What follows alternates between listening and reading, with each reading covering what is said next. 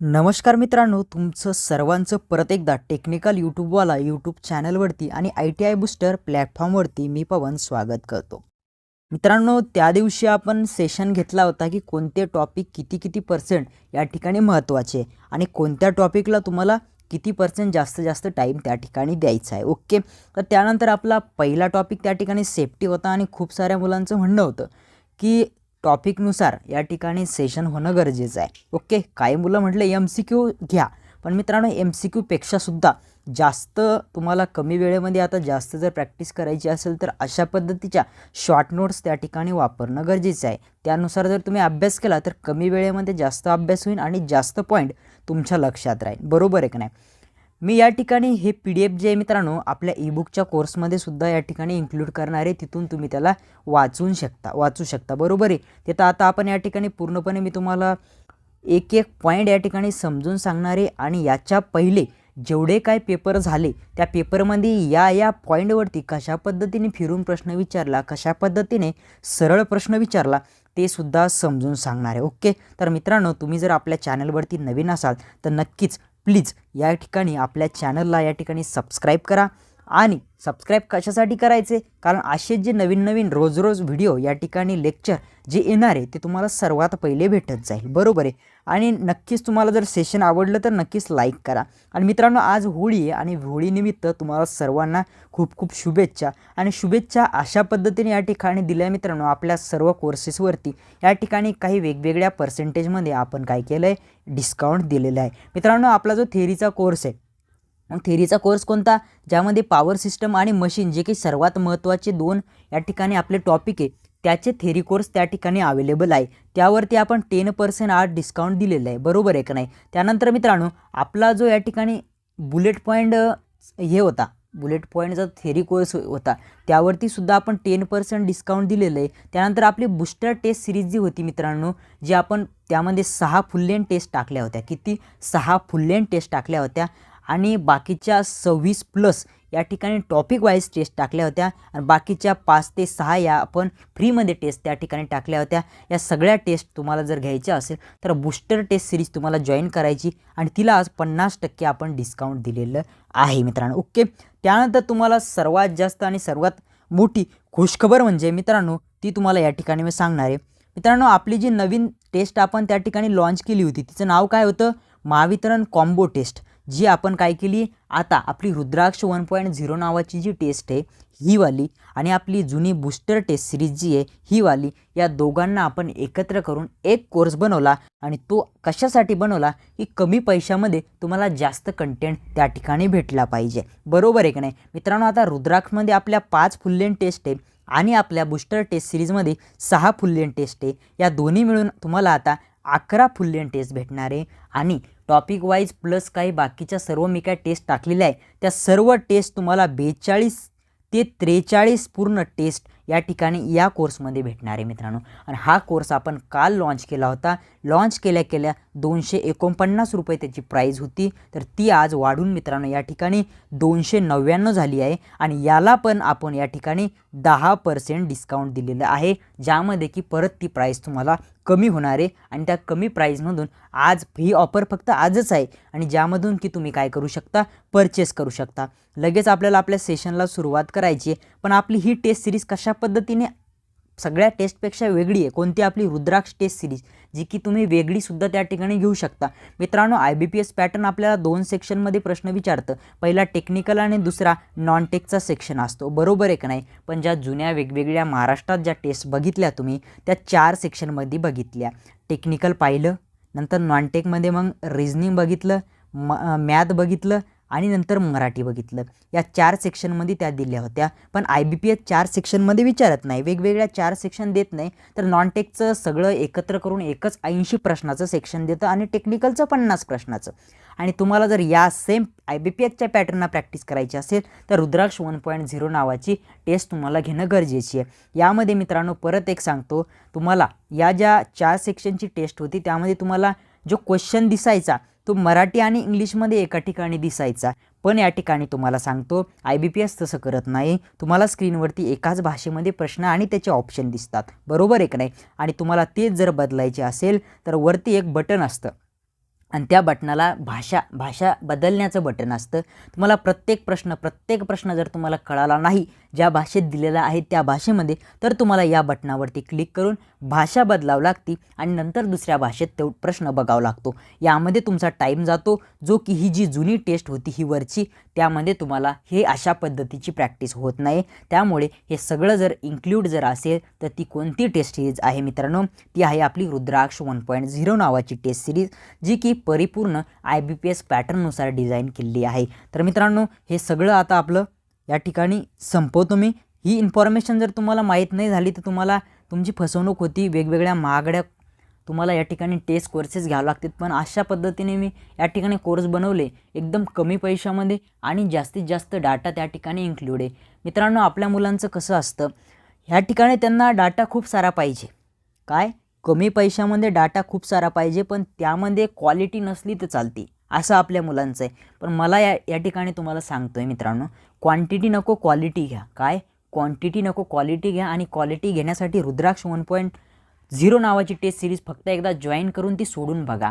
जर तुम्हाला फीडबॅक बघायचे असेल तर नक्कीच आपल्या यूट्यूब चॅनलला बघा, मुलांची फीडबॅक बघा कशा पद्धतीने, आणि काही मुलांना टेस्ट घेतली आहे त्यांना तुमच्या मित्रांना विचारा की नेमकी टेस्ट कशा पद्धतीने ही डिझाईन आहे. कारण महापारेषणचे पेपर मी स्वतः दिला, महापारेषणचा टेक्निशियन 2 दिला, महावितरणचा पेपर जो झाला JEEचा तो पण दिला, आणि महापारेषणचा असिस्टंट टेक्निशियनचा झाला विद्युत सहाय्यकचा तो सुद्धा पेपर दिला. आणि या सर्वांचा अभ्यास करूनच एका वेगळ्या पद्धतीची बरोबर IBPS पॅटर्न आता या ठिकाणी IBPS कशा पद्धतीने वितरणचा पेपर काढेल त्या सगळ्या गोष्टींचा अभ्यास करूनच रुद्राक्ष 1.0 नावाची टेस्ट आपण त्या ठिकाणी डिझाईन केली. आणि ती टेस्ट जर वेगळी घ्यायची असेल तुम्हाला स्पेशल, तर ती फक्त 199 रुपयामध्ये आपल्या ॲप्लिकेशनला अवेलेबल आहे मित्रांनो. ओके, तर मित्रांनो हा सगळ्या गोष्टींचा या ठिकाणी तुम्हाला सांगितल्यानंतर आपण आपल्या आजच्या लेक्चरकडे जाऊया, जे की तुमचं लेक्चर असणारे कशावरती, सेफ्टी या चॅप्टरवरती. कशावरती, सेफ्टी या चॅप्टरवरती. मित्रांनो हे सगळं सांगत असताना हे सगळं सांगत असताना तुम्हाला काय करायचं, हे PDF जे ईबुक नावाचा जो कोर्स आहे मित्रांनो, पाठीमागे ईबुक MCQ कट्टा हा कोर्स आपण लॉन्च करणार होतो पण तो कॅन्सल केला. आपल्या आता ॲप्लिकेशनवरती ईबुक नावाचा एकच कोर्स आहे मित्रांनो. कशाचा, ईबुक. ते थेरीचे PDF त्या ठिकाणी अवेलेबल आहे. अशाच पद्धतीने कलरफुल PDF त्या ठिकाणी अवेलेबल आहे. आणि ते पॉवर सिस्टमचे आणि मशीनचे, जो आता महापारेषणचा पेपर झाला त्यामध्ये 90% प्रश्न त्या ठिकाणी पेपरला आले बघा. आणि हे सुद्धा PDF मी त्या ठिकाणी त्या कोर्समध्ये इन्क्लूड करणार आहे, जे की ज्यांनी तो कोर्स पहिले घेतला आहे त्यांच्यासाठी ते फ्री असणार आहे. पण ज्यांनी अजून घेतला नाही ते नक्कीच अशा पद्धतीची PDF जर तुम्हाला पाहिजे असेल तर नक्कीच तो कोर्स त्या ठिकाणून कंडक्ट करायचा आहे, तो घ्यायचा आहे. तर परत एकदा मित्रांनो मी पवन टेक्निकल यूट्यूबवाला यूट्यूब चॅनलमध्ये तुमचं स्वागत करतो, आणि आपण आजच्या सेशनला या ठिकाणी सुरुवात करूया. मित्रांनो खूप साऱ्या वेळेस आणि खूप साऱ्या पेपरला असा एक प्रश्न विचारला गेलेला आहे आजपर्यंत, आणि वितरणच्या पेपरला सुद्धा गॅरंटी विचारण्याची आहे 90%. मित्रांनो शॉकची तीव्रता, शॉकची जी तीव्रता असती ती कशावरती अवलंबून असते. तुम्हाला शॉक लागतो पण तो कशावरती डिपेंड असतो, हा प्रश्न या ठिकाणी आपल्याला खूप साऱ्या वेळेस बघायला भेटला. तर मित्रांनो लक्षात ठेवा, ही जर तुमची ह्युमन बॉडी असली, ही जर तुमची ह्युमन बॉडी असली तर या बॉडीमधून किती करंट जातोय, मग त्यातून 1 ॲम्पियर जातो का 2 ॲम्पियर, 1 ॲम्पियर जातो का 2 ॲम्पियर जातो. जेवढा जास्त करंट जाईल, जेवढा जास्त करंट जाईल तेवढी तुमची बॉडी या ठिकाणी इफेक्टिव्ह ठरणार आहे, तेवढी बॉडीला जास्त करंट लागणार आहे, बरोबर आहे की नाही. मग करंट जास्त असणं यावरतीच डिपेंड नाही आहे, तर तो करंट किती टायमासाठी तुमच्या बॉडीतून जातोय यावरती सुद्धा ते डिपेंड असणार आहे, बरोबर आहे की नाही मित्रांनो. मग या ठिकाणी करंट किती आहे, करंट किती आहे आणि तो किती टायमासाठी या ठिकाणी तुमच्या बॉडीमधून पास होतोय, या दोन्ही गोष्टीवर सुद्धा मित्रांनो ही गोष्ट डिपेंड असते. मग ती कोणती, शॉकची तीव्रता. हा प्रश्न खूप साऱ्या वेळेस मित्रांनो आलेला आहे, त्यामुळे अशा पद्धतीची नोट्स या ठिकाणी इन्क्लूड केली, आणि त्या नोट्सविषयी काहीतरी वेगळी इन्फॉर्मेशन सांगण्याची सुद्धा मी या ठिकाणी प्रयत्न केला. आता तुम्हाला एक गोष्ट चांगल्या पद्धतीने माहीत असेल मित्रांनो, या ठिकाणी तुमच्या विहिरीवरची मोटर असते, बरोबर आहे का नाही. जर मोटर नसली तर विहिरीमधून या विहिरीमधून तुम्ही पाणी बाहेर काढू शकता का, अजिबात नाही काढू शकत. ती मोटर ही प्रेशरचं काम करते, आणि प्रेशर कशाला देते, या पाण्याला, इथल्या पाण्याला प्रेशर देते, आणि ते तुमच्या शेतापर्यंत घरापर्यंत ते पाणी येतं, बरोबर आहे की नाही. त्याच पद्धतीने मित्रांनो लक्षात ठेवा, जर तुमचा करंट हा तुमचा करंट जर पास करायचा असेल, वाहून न्यायचा असेल, तर याला ढकलायसाठी, याला प्रेशर द्यायसाठी लागतो व्होल्टेज. आणि म्हणून तुम्हाला सांगतो ही शॉकची तीव्रता या व्होल्टेजवरती सुद्धा डिपेंड असते. जेवढा जास्त व्होल्टेज असेल तेवढा करंट जास्त पास होईल. काय? तेवढा जास्त करंट पास होईल. याविषयी सुद्धा या ठिकाणी तुम्ही नोट्स बघू शकता. व्होल्टेज जास्त असेल तर करंटही जास्त असतो. काय? करंट ही या ठिकाणी मित्रांनो काय तो जास्त असतो, म्हणजे तो शॉकसुद्धा या ठिकाणी जो लागणार आहे तुम्हाला तो सुद्धा काय होतो या ठिकाणी जास्त लागतो. सॉरी मित्रांनो.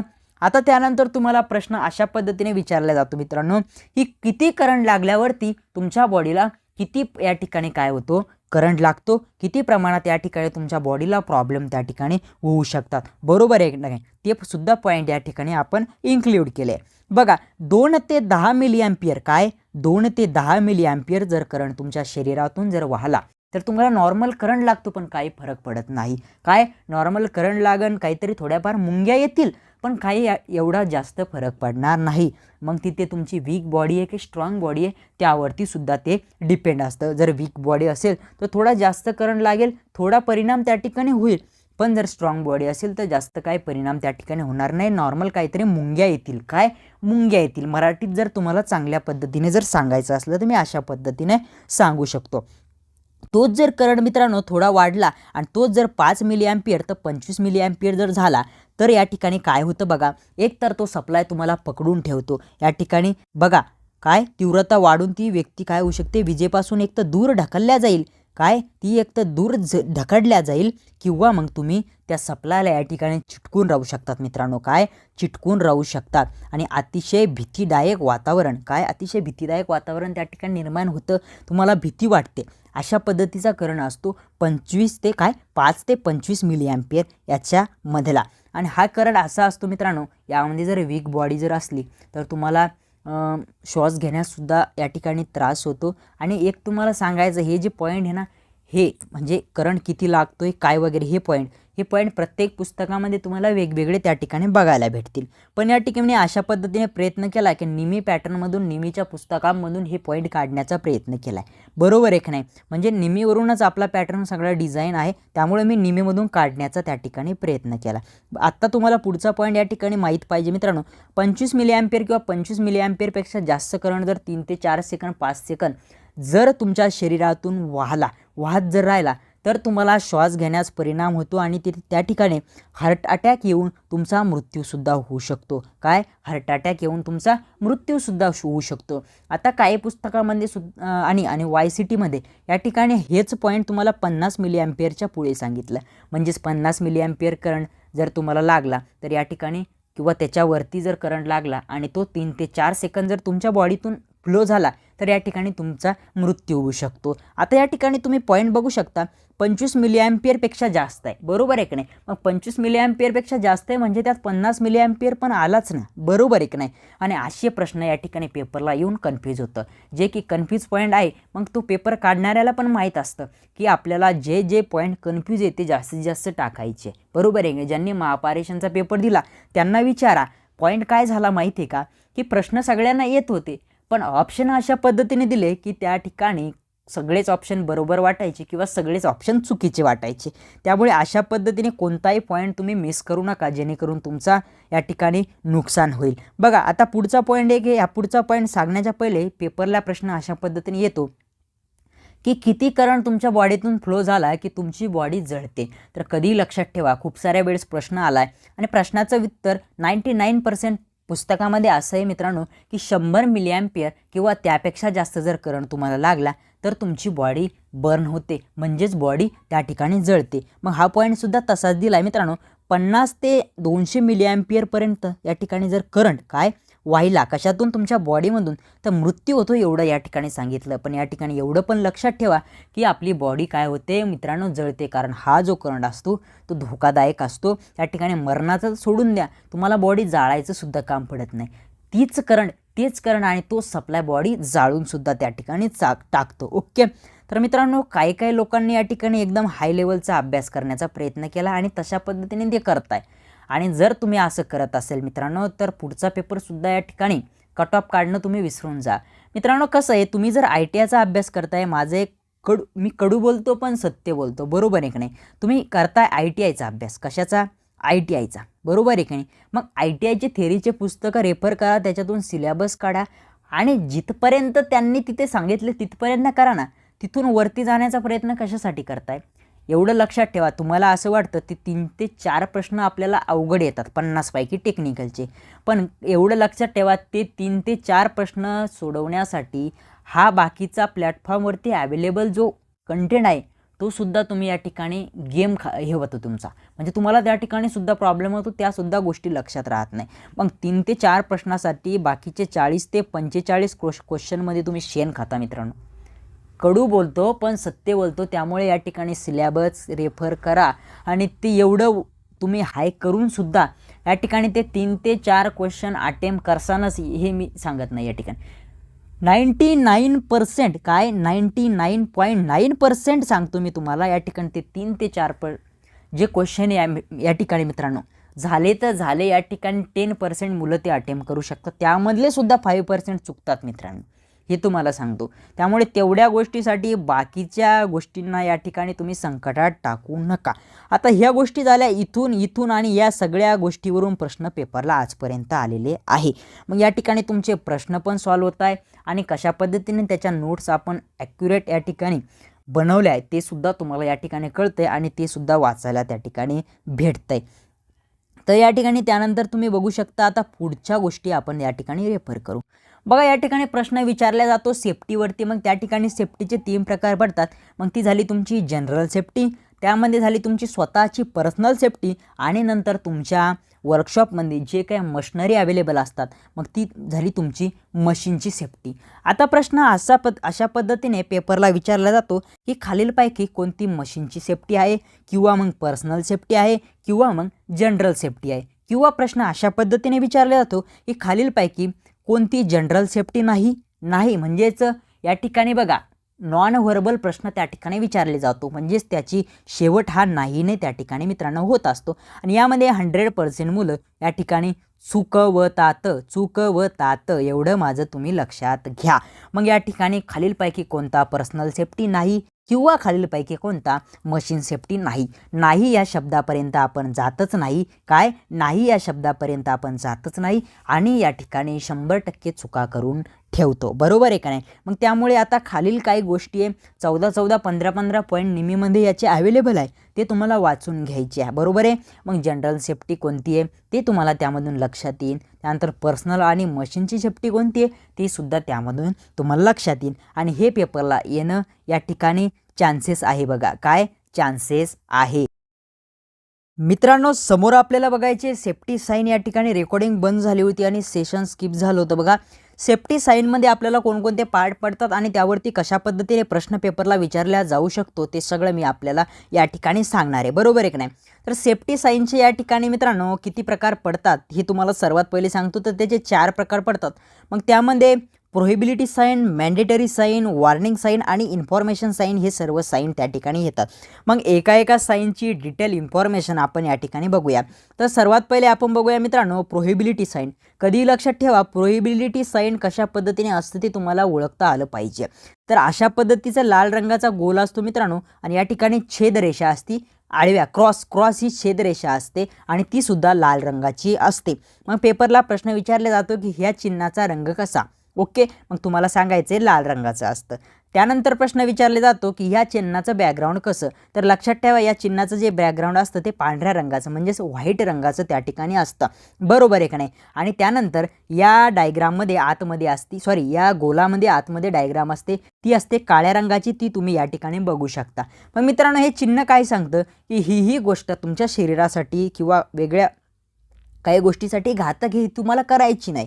मग तुम्हाला या ठिकाणी उदाहरण दिलं एका सिगारेटचं. मग सिगारेट कोणत्या रंगाचं दिलं आहे तुम्हाला, ब्लॅक म्हणजेच काळ्या रंगाचं दिलं आहे, बरोबर आहे का नाही. मग तुम्हाला असा प्रश्न मी बोललो की तुम्हाला जी डायग्राम असते आतमध्ये ती कोणत्या रंगाची असते, ती कोणत्या रंगाची असते, ब्लॅक म्हणजेच काळ्या रंगाची असते. एवढे प्रश्न या ठिकाणी यावरती बनू शकतात आणि बनलेले आहे. त्यानंतर येतं तुमचं मॅन्डेटरी साईन. मित्रांनो सर्वात पहिले तुम्हाला सांगतो की मॅन्डेटरी साईन जे असतं ते सुद्धा गोल असतं. काय असतं, गोलच असतं. या ठिकाणी तुम्ही बघू शकता आणि त्याचा रंग जो असतो तो ब्ल्यू असतो आणि ब्ल्यू म्हणजेच काय मित्रांनो, तुम्ही या ठिकाणी बघू शकता ते निळ्या रंगाचं असतं.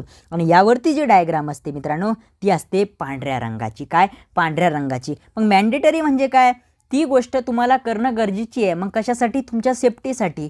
मग जर तुम्ही एखाद्या कंपनीत काम करत असेल आणि अवजड वस्तू त्या ठिकाणी अवेलेबल असेल आणि त्या पडण्याची शक्यता असेल तर तुमच्या डोक्यामध्ये पडून या ठिकाणी ॲक्सिडेंट होऊ शकतो. म्हणजे या ठिकाणी तुम्हाला विजा होऊ शकतात, डोकं फुटू शकतं, मरू शकता तुम्ही, आहे का नाही? मग डोक्याला तुम्हाला काय करायचं आहे? हेल्मेट घालायचं आहे. असं तुमचं मॅन्डेटरी साईन झालं. तुम्ही जर धुळीमध्ये म्हणजे धूळ आहे खूप तिथे काम करताय तर तुम्हाला काय करायचं आहे?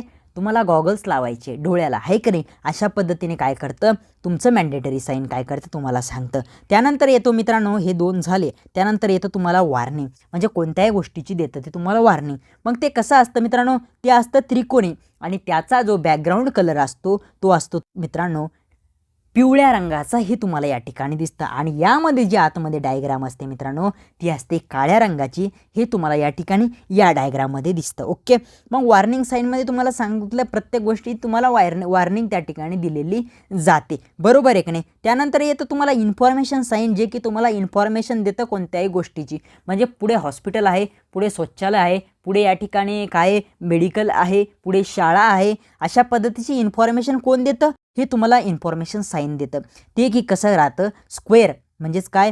अशा पद्धतीने स्क्वेअर किंवा रेक्टँग्युलर शेप त्याचा त्या ठिकाणी असतो. ते हिरव्या रंगाचं असतं आणि त्यावरती जी डायग्राम असते तुम्ही या ठिकाणी बघू शकता ती पांढऱ्या रंगाची असते. अशा पद्धतीचे प्रश्न आजपर्यंत या ठिकाणी पेपरला आलेले आहे. त्यामुळे एका प्रश्नाची प्रॅक्टिस केल्यापेक्षा हा ओव्हरऑल डाटा तुम्ही इन्क्ल्यूड तुमच्या नोट्समध्ये करून याची जर प्रॅक्टिस केली तर तुम्हाला या ठिकाणी याच्या बाहेरचे प्रश्न जाणार नाही, याची मी 100% गॅरंटी घेतो. लेक्चर चालू होताना सुद्धा सांगितलं की हे जे लेक्चर या ठिकाणी होतंय यावरती 100% प्रश्न येईल म्हणजे येईल. हे माझी स्वतःची मी 100% गॅरंटी देतो. 100% म्हणजे 100 शाश्वती घेतो डायरेक्ट मी ह्या गोष्टीची, बरोबर आहे का नाही? चला पुढचं या ठिकाणी हे बघू शकता तुम्ही की सर्व काही या ठिकाणी काय केलं आहे आपण याचे उदाहरणं दिले. काय उदाहरणं दिले जे की पेपरला येऊ शकतात. म्हणजे कोणत्या चिन्हाला काय म्हणतात हे सुद्धा पेपरला येतं. अशा पद्धतीने आपण हा सगळा डाटा या ठिकाणी इन्क्ल्यूड केलेला आहे. ओके. आणि हे PDF आपण आपल्या ईबुक कोर्समध्ये टाकणार आहे. सॉरी मित्रांनो. आता या ठिकाणी विद्युत सुरक्षा म्हणजे एक्झाम्पल तुमच्या मित्राला करंट लागलं. पेपरला प्रश्न येतो की एखाद्या व्यक्तीला करंट लागलं तर सर्वप्रथम तुम्ही काय करसाल? मग आपण काय करतो? आपण त्या ठिकाणी चुकीचं उत्तर देतो. कारण ऑप्शन अशा पद्धतीने असतात की 4-5 ऑप्शन आपल्याला वाटतं की हे सर्वात पहिले करणं गरजेचं आहे. मग त्या ठिकाणी होतात चुका. काय? त्या ठिकाणी होतात चुका. सर्वात पहिले मित्रांनो या ठिकाणी कसं असतं माहिती आहे का? कोणत्याही व्यक्तीला करंट जर लागलं तर त्या सप्लायपासून त्याला वेगळं करणं हे सर्वात पहिले आपलं कर्तव्य असतं. मग त्याला कोणत्या गोष्टींपासून आपल्याला दूर करायचं आहे? मग त्या ठिकाणी जो तार आहे या ठिकाणी हा तुमचा मित्र आहे. ओके. आणि हा तार लागला त्याच्या हाताला. मग ह्या ताराला इकडे वेगळे करणे ह्या तुमच्या मित्राला वेगळं करणं हे गरजेचं आहे. मग ते करायचं कशाना? मग ज्या गोष्टीपासून इलेक्ट्रॉन फ्लो होत नाही म्हणजे त्या ठिकाणून करंट फ्लो होत नाही अशा गोष्टी. मग प्लॅस्टिक, फायबर, रबर, तुमची जे पेपरचा गठ्ठा आहे, पेपरचा बंडल, त्याने तुम्ही त्यांच्या दोघांच्या मध्ये फेकून त्याला वेगळं करू शकता. लाकूड जे की ओलं नसलं पाहिजे, एकदम कोरडं असलं पाहिजे, त्यांना वेगळं करू शकता. आणि वेगळं करताना तुमचा जर मित्र एखाद्या पोलवरती असेल तर तो तिथून खाली पडणार नाही किंवा खाली पडल्यानंतर त्याला कोणत्याही विजा होणार नाही. अशा पद्धतीनेच तुम्ही त्याला इलेक्ट्रिक सप्लायपासून वेगळं केलं पाहिजे, बरोबर आहे का नाही? आणि तो त्या ठिकाणी इलेक्ट्रिक सप्लायपासून दूर झाल्यानंतर बाकीच्या कोणत्या गोष्टी केल्या पाहिजे यावरती पेपरला प्रश्न येतो. मग या ठिकाणी तो जर श्वास पूर्णपणे घेत असेल, तो जर बेशुद्ध नसेल तर त्याच्यासोबत काय काय गोष्टी केल्या पाहिजे? मग त्याला पाणी पाजायचं का? तर त्याला अजिबात पाणी पाजायचं नाही. इलेक्ट्रिक करंट लागणाऱ्या कोणत्याही व्यक्तीला तुम्ही लक्षात ठेवा मित्रांनो, पाणी हे अजिबात पाजायचं नाही मित्रांनो. त्याला जर 5% करंट लागलेला असेल तर पाणी पाजल्यानंतर तोच 50% होऊन जातो, एवढं लक्षात ठेवा. अजिबात करंट लागणाऱ्या कोणत्याही व्यक्तीला पाणी पाजायचं नाही आहे, बरोबर आहे की नाही? मग ही सगळी डिटेल या ठिकाणी दिलेली आहे जी की तुम्हाला वाचून घ्यायची. जर तो बेशुद्ध असेल, त्याला जर श्वास घेण्यास त्रास होत असेल तर आपल्याला मग या ठिकाणी माउथ टू माउथ या ठिकाणी त्याला श्वास देण्याची एक पद्धत माहिती आहे ती की आपण पुढे बघणार आहे. शेपर मेथड आहे. ओके, अशा वेगवेगळ्या मेथड आहे. त्यामधून आपल्याला काय करायचं आहे, त्याला श्वासोच्छवास देण्यास प्रयत्न करायचा आहे आणि लवकरात लवकर डॉक्टरला या ठिकाणी संपर्क साधून त्या ठिकाणी डॉक्टरला बोलवण्याचा प्रयत्न करायचा आहे. ही सगळी डिटेल या ठिकाणी या थेरीमध्ये तुम्हाला दिलेली आहे, जी की तुम्हाला परिपूर्ण वाचून घ्यायची आहे आणि त्यावरती अजून जास्त कशा पद्धतीने तुम्हाला प्रश्न बनवता येतील बनवा, प्रॅक्टिस करा आणि चांगल्या पद्धतीने महावितरणचा पेपर त्या ठिकाणी देऊन या मित्रांनो. बरोबर आहे की नाही? या सगळ्या गोष्टी या ठिकाणी इन्क्लूड आहे बघा, तुम्ही बघू शकता. आता कृत्रिम पद्धतीने आपल्याला द्यायचा आहे श्वास. कुणाला? करंट ज्या व्यक्तीला लागला होता आणि त्याला श्वास घेता येत नाही आहे. मग या ठिकाणी श्वास देण्याच्या काही पद्धती आहे. त्यामध्ये मग सर्वात पहिले येते शेपर मेथड आपली. मग त्या ठिकाणी पद्धती वेगवेगळ्या आहे, आपल्याला सगळ्याच बघायच्या आहे. बरोबर आहे की नाही? मग आपण सर्वात पहिले आता बघून घेऊ बघा शेपर मेथड. कोणती? Shaper method. मग शेपर मेथड म्हणजे कसं असतं मित्रांनो? शेपर मेथड म्हणजे काय असतं मित्रांनो? ज्या काही व्यक्तीला त्या ठिकाणी करंट लागलं त्याला पोटावरती झोपावं लागतं आपल्याला. या ठिकाणी खाली डायग्राम आहे, तुम्ही बघू शकता. काय? या ठिकाणी खाली डायग्राम आहे. या ठिकाणी ही बघा डायग्राम, या डायग्राममध्ये बघू शकता. या ठिकाणी डायग्राममध्ये त्या व्यक्तीला काय केलं मित्रांनो? अशा पद्धतीने काय? अशा पद्धतीने हॉरिझॉन्टल जमिनीवरती पोटावरती झोपवले. त्याचे हात बघा, काय? त्याचे हात बघा असे समोर केले, काय? समोर. आणि त्याचं तोंड या ठिकाणी जमिनीत न खुपसता या ठिकाणी एका साईडले, कोणत्याही एका साईडले केलं आहे बघा. म्हणजे उजव्या साईडले या ठिकाणी तुम्ही बघू शकता, उजव्या साईडले त्याचं तोंड आता सध्या आहे. बरोबर आहे का नाही? आणि हा जो व्यक्ती आहे हे तुम्ही कोण आहे? हा वरचा व्यक्ती हे समजा तुम्ही काय करता मित्रांनो? आपल्या छातीमध्ये बरगाड्या असतात. बरोबर आहे का नाही? आणि त्याच्या आतमध्ये काय असतं बघा? आपलं फुफ्फुस असतं. मग ज्या बरगाड्या असतात मित्रांनो, अशा पद्धतीच्या आपल्या ज्या बरगाड्या आहे, मग ही जी शेवटची खालची बरगाडी असते मित्रांनो, तिला आपल्याला दाब द्यायचा आहे. काय? तिला आपल्याला दाब द्यायचा. दाब दिल्याने काय होईल? आपल्या फुफ्फुसातला श्वास बाहेर पडेल आणि जसं आपण तिला सोडू तसा परत आपल्या फुफ्फुसामध्ये श्वास म्हणजे जी हवा आहे, ऑक्सिजन आहे, तो भरण्यास मदत त्या ठिकाणी होईल. आणि अशा पद्धतीने जी श्वासोच्छवास क्रिया आहे, काय? श्वासोच्छवास जी क्रिया आहे ती या ठिकाणी त्या व्यक्तीची चालू होण्यास त्या ठिकाणी मदत होते. अशा पद्धतीची ही पद्धत असते मित्रांनो. या ठिकाणी कधी डायग्रामसुद्धा त्या ठिकाणी तुम्हाला देऊ शकतात आणि ही खालीलपैकी कोणती पद्धत आहे ती ओळखा, अशा पद्धतीने तुम्हाला या ठिकाणी सांगितल्या जाऊ शकतं. त्यानंतर बघा पुढचा पॉईंट आहे तुमचा सिल्वेस्टर मेथड. कोणती? सिल्वेस्टर. आता सिल्वेस्टर असा उच्चार तुम्ही त्या ठिकाणी करता, पण या ठिकाणी सिलरेस्टर या ठिकाणी तिचा उच्चार होतो. मग पेपरला गेल्यानंतर तुम्ही त्या ठिकाणी मन लावून काळजीपूर्वक वाचतात. यार आपण तर सिल्वेस्टर बोललो होतो, आपण सिल्वेस्टर वाचलं होतं, पण या ठिकाणी तर सिलरेस्टर आहे बघा. या ठिकाणी सिलरेस्टर आहे. मग आपल्याला कन्फ्यूज होतं की IBPSनं नेमकं वेगळं काहीतरी कुठून तरी आणून विचारलं तर नाही ना? पण तसं नसतं, चुकी ही आपली असते. मग या ठिकाणी हा डाटा तुम्हाला वाचून घ्यायचा. याची सर्व डिटेल मी तुम्हाला डायग्रामवरून सांगतो. तुम्हाला काय करायचं आहे मित्रांनो? हे जे तुमचे कोपरा असतात हाताचे, त्यामधून या ठिकाणी हे बघा, हे या ठिकाणून तुमचा हात वाकून घ्यायचा, असा दुमडायचा आणि हा हात काय करायचा? ह्या खालच्या डायग्राममध्ये तुम्ही बघू शकता, हा अशा पद्धतीने इकडे पाठीमागं आणायचा आहे. जसा तुमचा हात पाठीमागं आणला जाईल तशा तुमच्या फुफ्फुसात बघा, जसा हात मागं आणला जाईल तसा या ठिकाणी फुफ्फुसामध्ये काय होईल? हवा जाईल आणि तसाच परत पुढे जेव्हा तुमचा श्वास आणून तुमच्या छातीवरती दाबल्या जाईल, काय? छातीवरती किंवा छातीच्या बाजूला दाबल्या जाईल, तसं या ठिकाणी काय होईल? तुमच्या नाकातून बाहेर हवा फेकल्या जाईल. म्हणजे या ठिकाणी सुद्धा ही क्रिया जर केली तर श्वासोच्छवास जी क्रिया आहे ती सुरू होण्यास मदत होते आणि ही क्रिया करणं गरजेची आहे. आणि या ठिकाणी सुद्धा जर काही झालंच नाही, जर श्वासोच्छवास क्रिया जर झालीच नाही, परत आपण एक या ठिकाणी मेथड वापरतो आणि ती असते बघा माउथ टू माउथ मेथड. ही जास्तीत जास्त त्या ठिकाणी वापरली जाते. मग तोंडाने श्वास या ठिकाणी देणे किंवा या ठिकाणी श्वास देण्यासाठी या ठिकाणी दुसरे सुद्धा इक्विपमेंट आहेत. मग या ठिकाणी भरणी टाईप असतं. अशा पद्धतीने बघा, अशा पद्धतीने काय असतं? भरणी टाईप असतं आणि या ठिकाणी अशा पद्धतीने एक आपल्या तोंडाच्या आकाराचं हे असतं. मग हे लावलं जातं आपल्या तोंडाला. कशाला? आपल्या तोंडाला लावलेलं जातं आणि या ठिकाणी ही जी भरणी ही पैची असते एकदम अशी ती दाबल्या जाते. जेव्हा ती आपण दाबू तेव्हा त्या ठिकाणून ऑक्सिजन बाहेर जातो आणि आपल्या तोंडावरती, आपल्या तोंडावाटे, नाकावाटे आपल्याला आपल्या फुफ्फुसामध्ये तो या ठिकाणी जात असतो. बरोबर आहे का नाही? याची सगळी डिटेल या ठिकाणी दिलेली आहे बघा. आणि या डायग्रामवरून तुम्हाला या ठिकाणी प्रश्न बनवायचे आणि त्याची सोडवण्याची प्रॅक्टिस करायची आहे. यावरून सुद्धा तुम्हाला पेपरला प्रश्न या ठिकाणी दिसतील. जर आले तर या ठिकाणी यावरती प्रश्न येऊ शकतात. आता सर्वात महत्त्वाचा पुढचा पॉईंट आपल्याला बघायचा आग. आग ही प्रत्येक ठिकाणी खूप साऱ्या ठिकाणी लागत असते आणि ती लागल्यानंतर ती विझवण्यासाठी आपण काय केलं पाहिजे, कोणत्या गोष्टी त्या ठिकाणी वापरल्या पाहिजे, कोणते एक्सटिंग्विशर वापरलं पाहिजे. जर तिथून आपल्याला कोणती एक गोष्ट वेगळी करायची आहे, म्हणजे आगमधून त्या ठिकाणी फ्यूल वेगळं करायचं आहे, तिथून उष्णता वेगळी करायची आहे, किंवा त्या ठिकाणचा ऑक्सिजन जर वेगळा करायचा आहे, तर यावरती पेपरला प्रश्न आलेले आहे आणि येऊसुद्धा शकतात. सर्वात जास्त पर्सेंटेज या ठिकाणी प्रश्न येण्याचे आहे मित्रांनो. त्यामुळे तुम्हाला हे चांगल्या पद्धतीने बघून घ्यायचं आहे. बरोबर आहे की नाही मित्रांनो. कसं असतं, जेव्हा इलेक्ट्रिक सप्लायला कधीही या ठिकाणी म्हणजे एखादा इलेक्ट्रिक सप्लायमध्ये शॉर्ट सर्किट झालं आणि त्या ठिकाणून जर आग लागली, तर कधी लक्षात ठेवा या पॉईंटवरती, म्हणजे इथे दिलेला पॉईंट मी तो आहे बघा. जर अशा पद्धतीने विजेमुळे जर आग लागली तर त्या ठिकाणी ती आग पाण्याने विझवायची नाही आहे.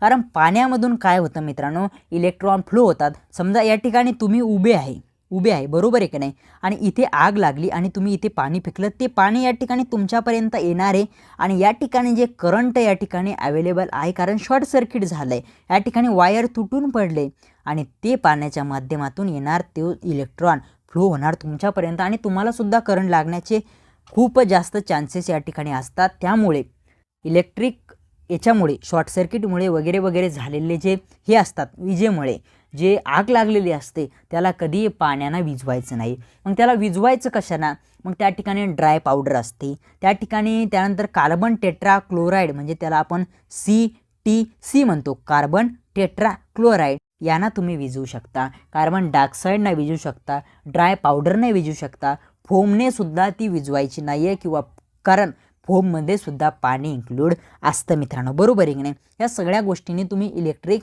या ठिकाणी विजेमुळे लागलेली आग ही तुम्ही कंट्रोल करू शकता. बरोबर आहे का नाही. आता मित्रांनो आपल्याला आग लागली हे तर कळालं बघा.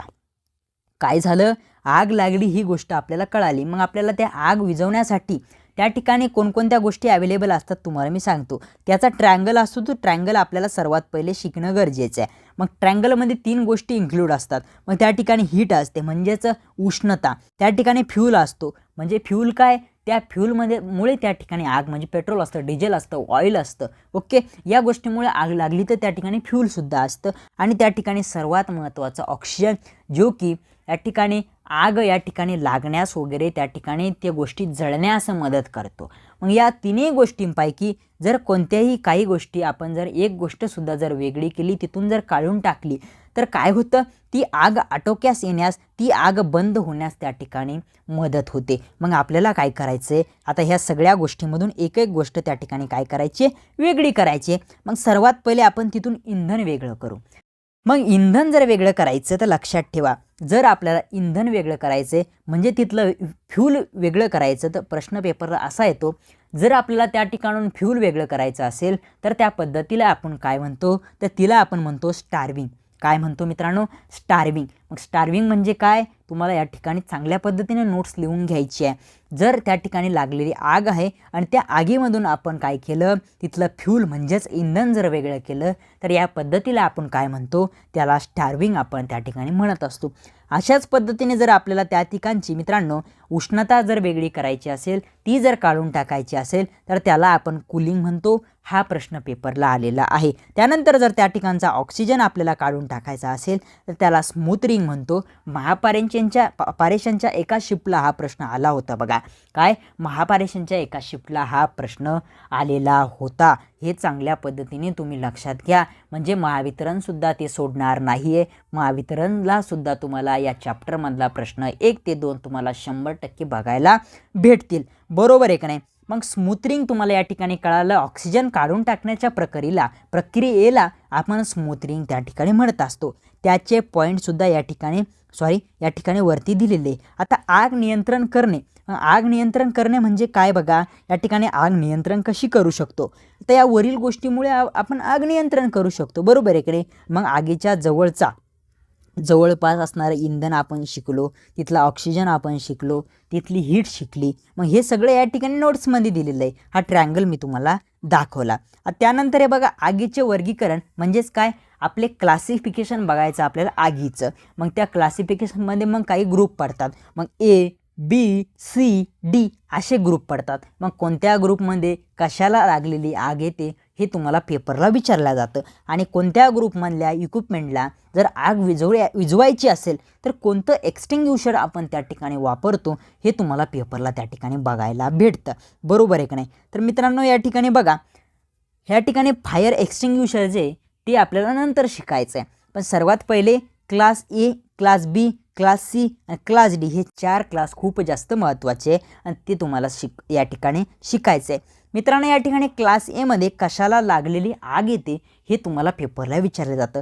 मग तुमच्या लाकडाला, तुमच्या कपड्याला, तुमच्या पेपरला ओके या ठिकाणी या गोष्टींना जी आग लागते मित्रांनो ती कशात येते तर ती तुमच्या क्लास एमध्ये त्या ठिकाणी येत असते.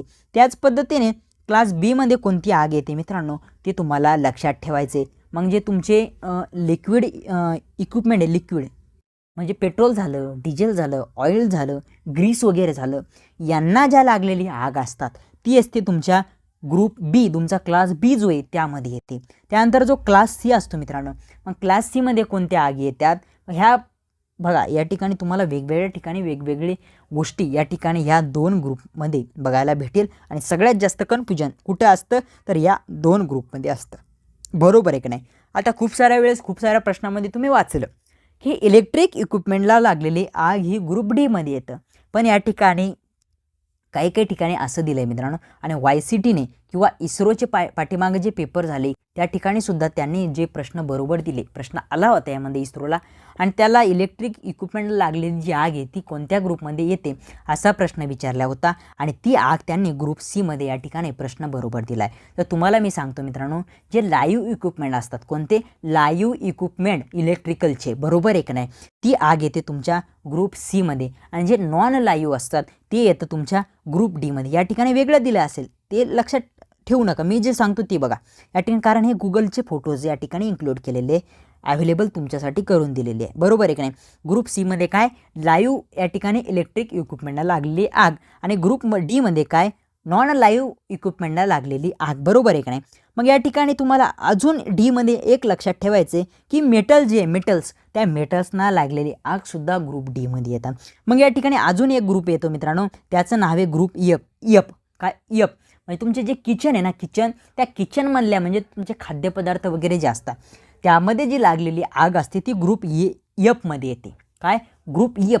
आणि ह्या ग्रुप एफची जर आग तुम्हाला विझवायची असेल तर तुम्हाला या ठिकाणी लागतं वेट केमिकल. काय लागतं बघा, वेट केमिकल लागतं. याविषयी इन्फॉर्मेशन आपण खाली घेतलेली आहे, त्यामुळे कोणतंही टेन्शन घेण्याची गरज नाही आहे. काय कोणतंही टेन्शन घेण्याची गरज नाही आहे. अशा पद्धतीने हे ग्रुप आपण या ठिकाणी बघितले, कोणत्या ग्रुपमध्ये कोणकोणत्या वस्तूला आग लागलेली या ठिकाणी येते ते आपण त्या ठिकाणी बघितलं.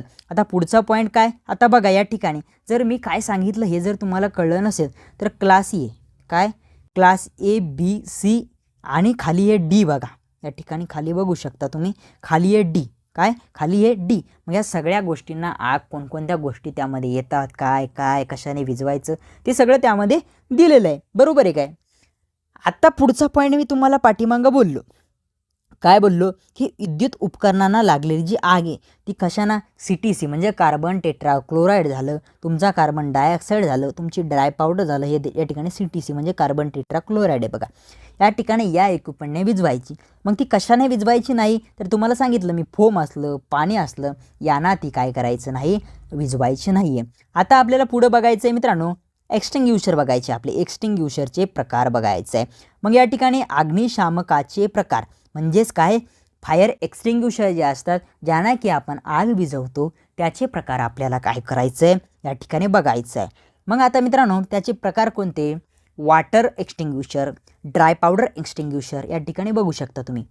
काय वॉटर एक्सटिंग्युशर, ड्राय पावडर आहे, फोम आहे, CO2 आहे, वेट केमिकल आहे आणि हे स्पेशल पावडर आहे कोणतं तरी. बघा याच्यावरती काही आजपर्यंत प्रश्न त्या ठिकाणी आला नाही, पण तुम्हाला या ठिकाणी सांगतो प्रश्न काय येतो की कार्बन डायऑक्साईडचं जे एक्सटिंग्युशर असतो त्याचा कलर कसा असतो.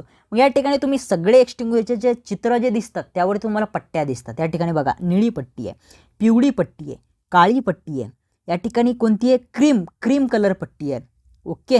आणि ही निळी पट्टी आहे, इथं लाल आहे म्हणून दिसत नाही कारण एक्सटिंग्युशरचा सुद्धा कलर लाल आहे.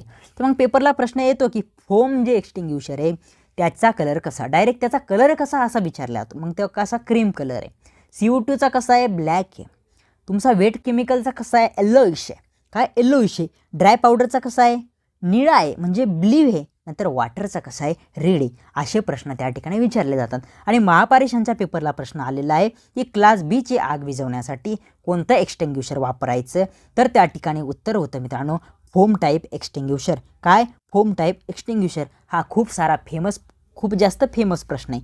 आणि यावरती तुम्हाला या ठिकाणी जे राईटचे ऑप्शन दिसते ते त्या ठिकाणी तुम्ही त्या ग्रुपमध्ये वापरू शकता. मग जो क्लास ए आहे त्या ठिकाणी वॉटर झालं, ड्राय पावडर झालं, फोम झालं आणि त्या ठिकाणी वेट केमिकल झालं, हे तुम्ही वापरू शकता. मग CO2 आणि स्पेशल पावडर हे वापरायची या ठिकाणी गरज नाही आहे. बरोबर आहे का नाही. अशा पद्धतीने तुम्हाला या चार्टचा सुद्धा परिपूर्ण अभ्यास त्या ठिकाणी करायला भेटणार आहे. बरोबर आहे का नाही मित्रांनो. एवढ्या कमी टायमामध्ये पूर्ण सेशन या ठिकाणी घेणं पॉसिबल नाही आहे. काय पॉसिबल नाही आहे. पण कमीत कमी 1 तासाच्या आत काय करणार आहे आपण सेफ्टी चॅप्टर उडवणार आहे. त्यामध्ये तुमची या ठिकाणी काय होणार आहे प्रॅक्टिस होणार आहे, रिव्हिजन होणार आहे, MCQसुद्धा होणार आहे, सगळ्या गोष्टी होणार आहे. सगळ्या गोष्टी एकदाच होणं हे तुम्हाला एवढं कुठं भेटणार नाही मित्रांनो.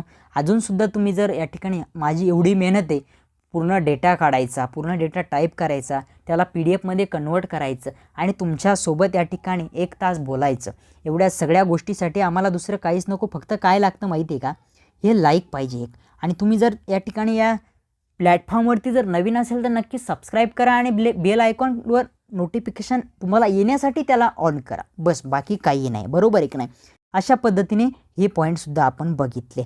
आता या ठिकाणी हा एक पॉईंट या ठिकाणी जो पेपरला येण्याची दाट शक्यता आहे म्हणजे 100% मी तुम्हाला या ठिकाणी सांगतो. म्हणजे जापानची कन्सेप्ट हे बघा जी की खूप जास्त महत्त्वाची आहे आणि आपल्या इंडियाने सुद्धा ती ॲक्सेप्ट केलेली आहे. मग 5 Years संकल्पना 5 Years कन्सेप्ट ऑफ जापान ही या गोष्टीचं या ठिकाणी नाव आहे बघा.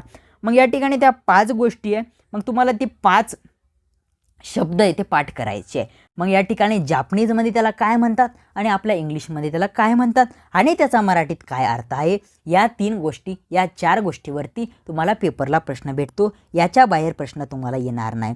मग या ठिकाणी बघा काय सॉर्ट आहे, सेट इन ऑर्डर आहे, या ठिकाणी बघा काय शाईन आहे, इथं काय स्टँडर्डाइज आहे आणि या ठिकाणी सस्टेन आहे. ओके. हे इंग्लिशमध्ये दिलं आहे. याला जापनीजमध्ये काय असा प्रश्न येऊ शकतो.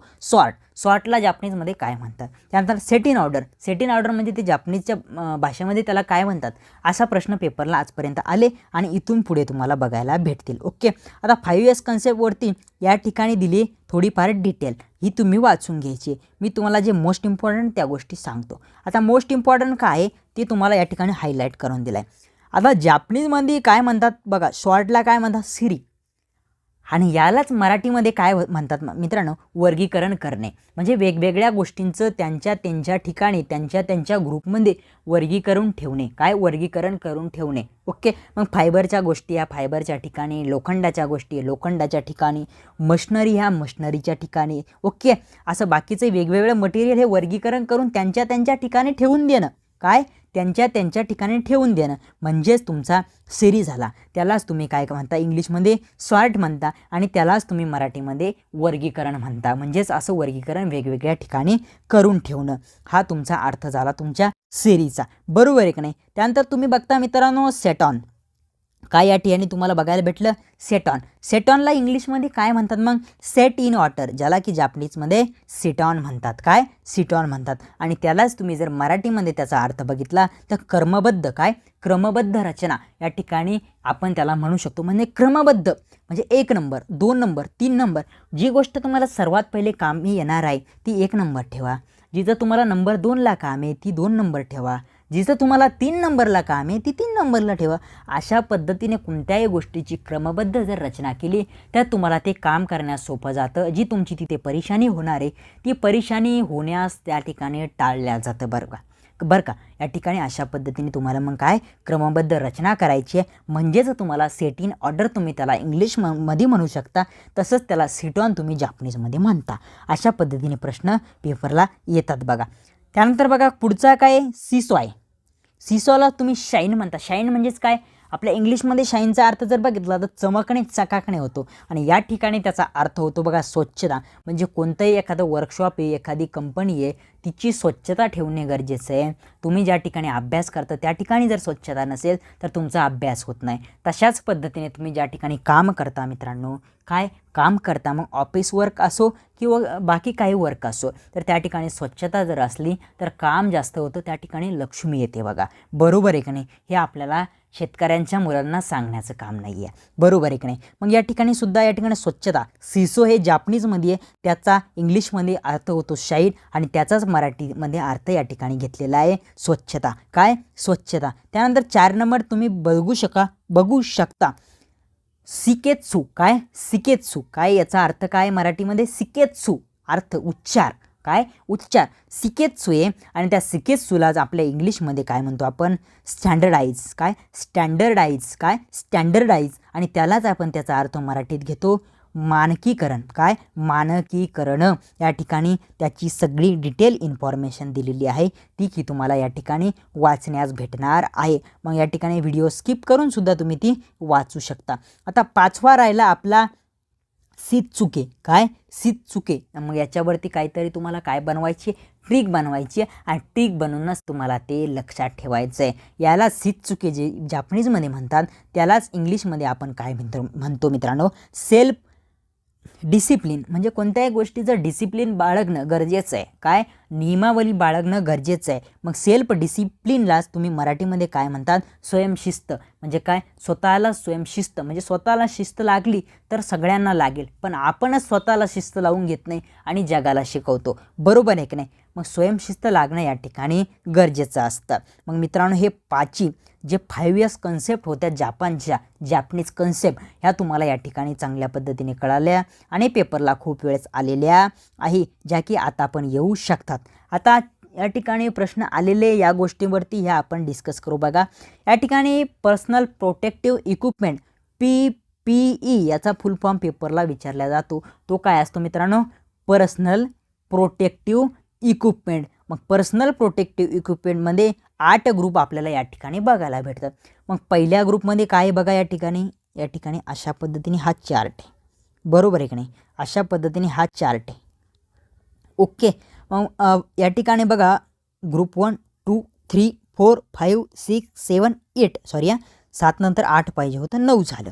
बरोबर आहे की नाही? मग पहिल्या ग्रुपमध्ये हेल्मेट आहे, दुसऱ्या ग्रुपमध्ये काय सेफ्टी फुटवेअर आहे, म्हणजे तुमचा बूट झाला. अशा पद्धतीने कोणत्याही ग्रुपचं म्हणजे कोणत्याही नंबरचं विचारलं जाऊ शकतं. 5 नंबर काय, 4 नंबर काय, 3 नंबर काय, हे विचारलं जाऊ शकतं. हे तुम्हाला या ठिकाणी पेपरच्या पहिले वाचून जायचे, कारण हे पॉईंट असे आहे की लक्षात राहत नाही बघा, आणि कोणी ते घेतसुद्धा नाही. आता शेवटचं एक सांगतो या ठिकाणी बघा, आणि यानंतरचा पुढचा सेशन आपला जो असणार आहे तो जे आपले फुल फॉर्म विचारले जातात, आपल्याला शॉर्ट फॉर्म दिले असतात आणि फुल फॉर्म त्या ठिकाणी विचारले जातात. तर एवढे आतापर्यंत हे पेपरला आलं आहे बघा. म्हणजे जो सेफ्टीचा आपला चॅप्टर आहे त्यामधून जे काही फुल फॉर्म आहे त्यामधले हे पेपरला आलेले आहे. मग त्यामध्ये ABC म्हणजे काय? एअरवे ब्रीदिंग सर्क्युलेशन हा त्याचा फुल फॉर्म आहे. नंतर तुम्हाला ABC हा पण विचारला जातो. मग एअरवे ब्रीथ सर्क्युलेशन जे आहे तुमचं, ब्रीथ काही पण म्हणू शकता त्याला. आता त्यालाच DR लावलं, मग याला काय म्हणतात? Danger response. मग हेच त्याला लागलं, danger response airway breathing circulation हा झाला त्याचा फुल फॉर्म, जो की पेपरला आलेला आहे. आता RAC मग काय? Rescue alarm confine extinguish. काय? रेस्क्यू अलाराम कन्फाईन एक्स्टिंग्विश हा आहे त्याचा फुल फॉर्म, जो काही पेपरला आलेला आहे. आणि ही कन्सेप्ट जी की खूप जास्त महत्त्वाची आहे आणि आपल्याला या ठिकाणी लक्षात राहत नाही. या ठिकाणचा P बघा, P फॉर असतं पूल. काय असतं? पूल.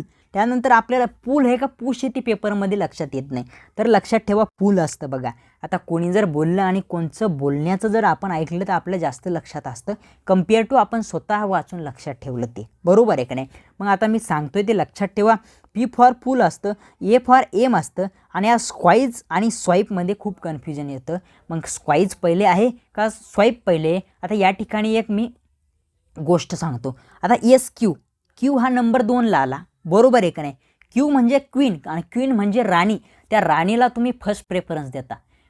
कुठेही बघा तुम्ही तिला काय करता, तुम्ही फर्स्ट प्रेफरन्स देता. मग या यस नंतरच्या क्यूला म्हणजे या राणीला तुम्हाला फर्स्ट प्रेफरन्स द्यायचा आहे. मग पुल एम नंतर स्क्वाईज घ्यायचं आणि त्यानंतर करायचं स्वाईप. मग झाला पुल नंतर एम नंतर स्क्वाईज नंतर स्वाईप. पहिला पूल नंतर एम नंतर स्क्वाईज नंतर स्वाईप. अशा पद्धतीने सेफ्टीचे सर्व कन्सेप्ट आपण या ठिकाणी बघितले. ओके, कन्सेप्ट आपण बघितले. त्यानंतर एक राहिला आहे बघा या ठिकाणी बघा, CPR. CPRमध्ये 100% चुकण्याचे मुलांचे चान्सेस असतात, कारण जो तिथला आर आहे तो करतो गेम. मग या ठिकाणी कार्डिओ पल्मनरी या ठिकाणी रेस्पिरेशन मारतो आपण ऑप्शन, कारण रेस्पिरेशन नाही आहे तिथं काय रेसुसिटेशन आहे. काय रेसुसिटेशन, याचा उच्चार पण निघत नाही बरोबर. रेसुसिटेशन काय रेसुसिटेशन, कार्डिओ पल्मनरी रेसुसिटेशन. काय कार्डिओ पल्मनरी रेसुसिटेशन, काय रेसुसिटेशन, काय रेसुसिटेशन बरोबर आहे. पण पेपरमध्ये आपण रेस्पिरेशन मारणार आहे, कारण त्या ठिकाणी आपण चुकणार आहे. आता आपण चुकणार आहे का नाही, कारण आपण आता टेक्निकल यूट्यूबवाला ह्यांचं सेशन बघितलं आणि त्याला लाईक पण केलं. नसन केलं तर लाजकाज का होईना आता लाईक करा. काय लाजकाज का होईना लाईक करा आणि सेशनला सबस्क्राईब करा. कधी करा, जर तुम्ही चॅनलवरती नवीन असाल. याच्या पहिले केला असेल तर डबल करू नका, मग ते अनसबस्क्राईब होऊन जातं आहे. याच्या पहिले लाईक केला असेल तर डबल करू नका, ते डिसलाईक होऊन जातं. बरोबर आहे का नाही.